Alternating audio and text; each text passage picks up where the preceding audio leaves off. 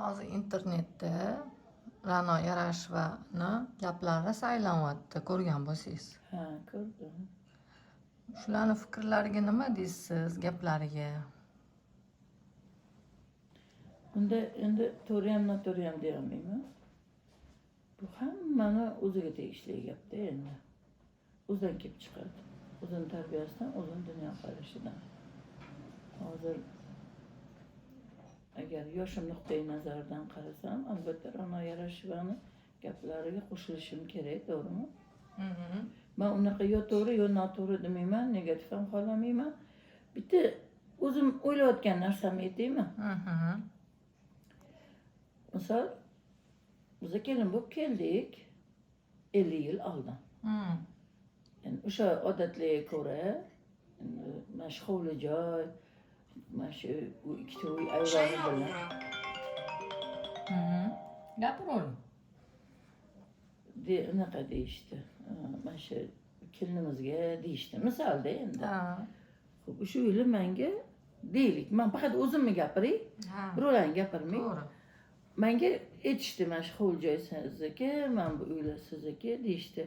O'sha uylar meniki bo'lgandan keyin, uylar menga o'tgandan keyin ishlari ham menga o'tadimi? Supurib tozalash kerakmi? O'sha yerga. Mana shu yerda yashayman, qonim ochadimi, ovqat qilamanmi? Kir yuvamanmi? Keyinchalik bolalar o'zi bo'ldi, bolalar o'ziga qarayman. Hozir shuni kelinlar juda katta ish deb anaqa qilyapti. Ha. Juda katta ish deb Endi o'ylashyapti. oddiy narsa bo'lgan. Oddiy narsa bo'lgan. O'zi shundoq ham yosh kelsa ishga deyiladi. Azaldan. O'sha negativ yozayotgan kelinlar o'tirgan bo'lsa, yoshroqlar bilan, singlisi bilan, ukasi bilan, yo o'g'li, qizi bilan bitta piyla suv kerak bo'lsa, kim boradi o'sha suvga? Kim boradi? O'ziniki bilan o'tirganda ham-da. O'ziniki bilan o'tirganda kim borib keladi o'shanda? Masalan, u opasi tursa, "Bering opa, men olib kelib beraman" deydimi suvni? Singlisi yo ukasi, yo o'g'li, yo qizi, yo o'zi borib keladimi? Yo qo'li supurayotgan bo'lsa, qizi qo'lidan oladimi? Endi meni fikrimda bu. Nima uchun shunaqa kattalar ayash bor-da, birinchidan. Ikkinchidan kattalarning yoshini hurmat qilish bor. Xohlaysanmi, xohlamaysanmi, o'sha hozir xafa bo'layotgan kelinlar sekin-sekin yoshi katta bo'ladi. Bir xil narsalarga kuchi yetmay qolishi mumkin. Mana hozir biz shunaqa bo'lib qoldik-ku. Yana bitta narsani aytib ketay. Masalan, ikkita kelinim bor, o'zimniki, navara kelinlarim bor. Uyda dastyorli ishlarni hammasini kelinlar qilishadi. Men qilinglar demayman. O'zi bilib O'zi qilaveradi. uchun, oilasi uchun, ro'zg'ori uchun, eri, bola chaqasi uchun qiladi. Rostdan qilishadi. Birovdan rahmat kutmaydi. Yo'q. Shu paytgacha bu qilish kerak degan narsa menda bo'lmagan. Ularda ham men qilishim kerak, yo nima men qilishim kerak deb o'z-o'zidan uy-joyni ulayib berdik-ku. Shu uy-joyni boshqarish, uy-joyni toza tutish, oshxonani toza tutish. Boshida o'zligi qilishgan bo'lsa, endi mana anaqasi yetib odamlar olyapti, boshqa qilyapti, kerak bo'lsa. Bor. Shunaqa. Kimda qanaqa? Hamma o'ziga qarab. O'shaning hamma bir xil gapirib bo'lmaydi. Keyin hech kimga nasihat qilib bo'lmaydi hozir. Shu Nasihat qilib bo'lmaydi. Endi bizga nasihat ham, maslahat ham berib bo'lmaydi. Yo'q. Men o'shaning uchun bunaqa narsadan tiyilaman. O'zi hali insof so'raganimda insof bersin. Endi demak, har narsani qilyaptimi kelinlarim, masalan, men o'zimni aytay faqat. Demak, ularning tarbiyasi yaxshi bo'lganda. Shu kattalar hurmat qil deyishgan, duo ol deyishgan. Qo'lingizga narsa pishib qoldi. Bizni duoda navaram mashina yopishtirib yursangiz tuzalib qolasiz dedi. Boya yopishtiryapti. Nimadan chiqdi bilmayman. O'yinchoqlardan chiqdimi? Keyin so'rab ketdi, tuzalyapsizmi dedi. Ha dedim. Xafa bo'lmasin, turaversin. Mana shunaqa emas, biz bolalar uchun yashayapmiz. Kattalarga qancha umri qoldi degan. Yo'q, qancha ovqat yeydi degan, nima kiyadi degan. Hozirgi oldingilarchi, bu narsani juda bir global mavzu, bir katastrofa deb qabul qilmaganmiz. Biz ham oddiy qabul qilganmiz. Hech kim bilmagan, kelin kelgan xo'jalik ishlarini o'ziga olgan. Chunki uyda bo'lsak ham qilganmiz o'sha ishni, anaqada ham. Hozir zamon o'zgardimi? Yoshlar balki zamonaviylashayotgandir. yaxshilikka buraylik. Sal yoqmayapti ko'pchiligida shu narsa. Xuddi Yaxshilikka buraylik. uyi ishini qilsaki, bu xuddi judayam uyat ishda qabul qilishadimi yokida birovni rahmatini kutishadimi, rahmat deyishini shunaqa. Endi qaynanalar ham bor. O'zingiz aytganingizdek, boya aytdingiz-ku. Har xil qaynanalar bor. Qaynanalar haqida nima deysiz? Qaynanalar ham har xilda. Lekin hozirgi qaynanalar ancha tushunarli. Ancha anaqa qo'ygana, bo'sh qo'ygana ancha baribir. Erkin qo'ygan desak bo'ladi. Hozir ancha erkinlik bor. Balki shunda ham 5 qo'l barobar emas. Hamma har xildir. Men har doim aytaman, yaxshi qaynana, yaxshi kelin oldin ham bo'lgan, hozir ham bor. Zulmkor qaynanalar oldin ham bo'lgan, hozir ham bordir, men bilmayman.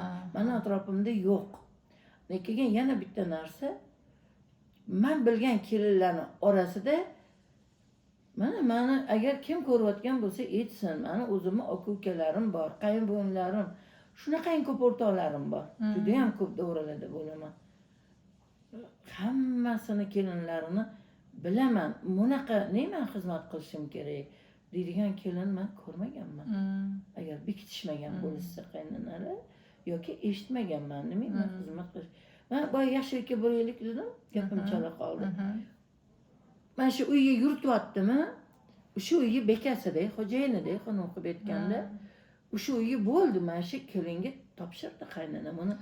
To'g'ri. Og'irligini ham oladi. Mana shu gapingiz o'sha uyga haqdor bo'lish uchun qiladi. Haqdorlikni hammadan oladi, keyin atrofdagilar ham. Uni o'sha haqdorligini tan oladi. U bir mehnatdan qochsa, bir narsani yolchitib qilgisi kelmasa, yo osh-ovqat qilmayman desa, unda hech kimga ham yoqmaydi baribir. Chaynalib ketgan mavzuni aytaymi? Chaynalib ketgan, gapirmagan odam qolmagan. Endi yoshligingda ko'rgansan, sizlar bunaqa qilmagansizlar. Endi buni aytaverib qaynanalar kelinlar meydasiga tegib ketgan. O'sha qolib yoqib, suv ustida qo'lda kir yuvardik. Va teparoqda suv burab qo'yib, kir chayardik. O'shanda faqat o'zlariniki bo'lmagan, o'sha oila a'zolari. Yana bitta tomoni bor. Shunda qaynsingillar ham qarashgan-ku. Qaynsingillar ham. Kelib bo'lsa qaynana ham qarashgan-ku. Juda bo'lmasa suvimizga olov yoqib berishgan qaynanalar. Haligin so'q suvda chay bo'lgunimizcha qishlarda muzlab qolardi masalan endi. Yo biza kirli yuvayotgan bo'lsak, boshqa ovqat ishlar qilayotgan bo'lsak, oyna ovqat qilib qo'yardilar. Voy saniki meniki degan narsalar bo'lmagan. Hozir bo'ldi bular. Yana bitta endi chiqyapti. Chaynalgan mavzu deyotganim. Rostdan ham ancha yengildi. Rostdan ham ancha yengildi. Hayot. Kir mashinalar rostdan ham endi biza Kirgiziyada yuvib siqish kerak bo'lsa, mamnaq qilib, mamnaqasi bo'lardi, siqardik. Unga sabrimiz chidamay siqib yo'yib qo'yardik, ha. Haqiqatan o'zi chayadi. Aslida qo'lda yuvardik-ku. Balki 100% emasdir. Kimlardadir bu mashinalar yo'qdir. Hozirgi gazlarga bunda govt ham chaqmaymiz-da. Bunda birisi yonadi. Bu ham 100% emasdir. Haqiqatda baribir shaharda yashaydigan kelinlarga yengilroq. Hali ham bor o'sha tap qiladigan, o'choqda ovqat qiladigan. Lekin ular sabrliroq. Ular og'irroq. Ular sabrliroq.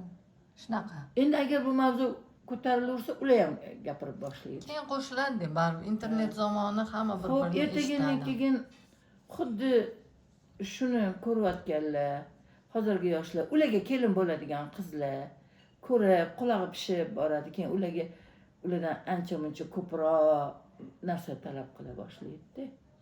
Hozir sizdan yana qaynanangizlar haqlarida ham so'ramoqchiman-da. Ikkinchi qismimizda Mimijonni qaynanalari haqida anaqalar fikrlarini eslaylar, o'sha eski anaqa o'tgan anaqalarni billa bo'linglar, o'tkazib yubormanglar ikkinchi qismni ham. Ko'ringlar. Qiziq bo'ladi, o'rtoqlar.